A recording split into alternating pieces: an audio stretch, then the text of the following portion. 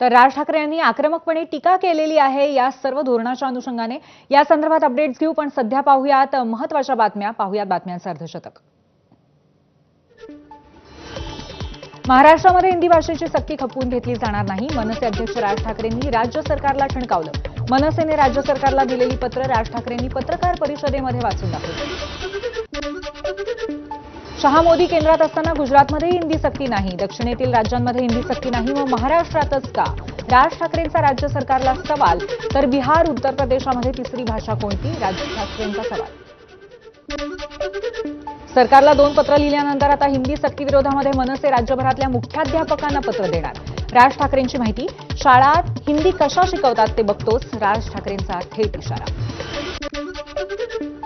नवीन शासन निर्णयामध्ये अनिवार्य शब्द कुठे? हिंदी सक्तीवरनं दादा भुसेंचा सवाल। कुठे हिंदीची सक्ती केलेली नसल्याचं स्पष्ट केलं।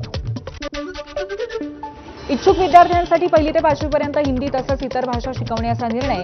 20हून अधिक विद्यार्थी तिसरी भाषा शिकण्यास इच्छुक असतील तर तशी व्यवस्था करणार, शिक्षण मंत्री दादा भुसेंची प्रतिक्रिया। शैक्षणिक धोरण भाजप राजकीय सोयीसाठी राबवतं, संजय राऊतांचा हल्लाबोल। हिंदी सक्तीबाबत संसदेत आवाज उठवू, राऊतांची प्रतिक्रिया। तर सायप्रसला जाऊन आम्ही हिंदी बोलत नाही, तिथे इंग्रजी बोलतो, राऊतांचा मोदींना टोला। हिंदी सक्तीवरनं काँग्रेस प्रदेशाध्यक्ष हर्षवर्धन सपकाळ यांची सरकारवर टीका। हिंदीची सक्ती रद्द केली असं सांगून फडणवीसांनी जनतेची फसवणूक केल्याचा हल्लाबोल। मुख्यमंत्री आणि दादा भुसेंकडनं जनतेची फसवणूक, पाशवी बहुमताचं सरकार, या राज्याची ओळख पुसल्याशिवाय स्वस्थ बसणार नाही, मराठी अभ्यास केंद्राचे पदाधिकारी दीपक पवार यांचा हल्लाबोल।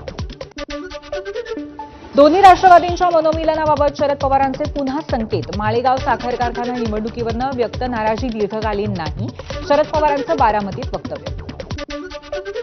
शरद पवार आणि अजित पवार उद्या पुन्हा एकाच मंचावरती येणार। बारामतीमध्ये विद्या प्रतिष्ठानच्या 2 दिवसीय कार्यशाळेमध्ये दोन्ही नेते एकाच मंचावरती। सुनेत्रा पवार, सुप्रिया सुळे, युगेंद्र पवारही मंचावर असतील।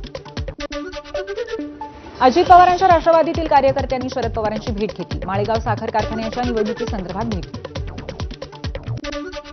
केंद्रीय आरोग्य राज्यमंत्री प्रतापराव जाधव यांचा शरद पवारांना टोला। शरद पवारांनी वेळोवेळी भाजपला मदत केली आहे, राज्यात भाजपाचं सरकार आणण्यात त्यांचा सिंहाचा नाही तर हत्तीचा वाटा, असंही वक्तव्य केलंय।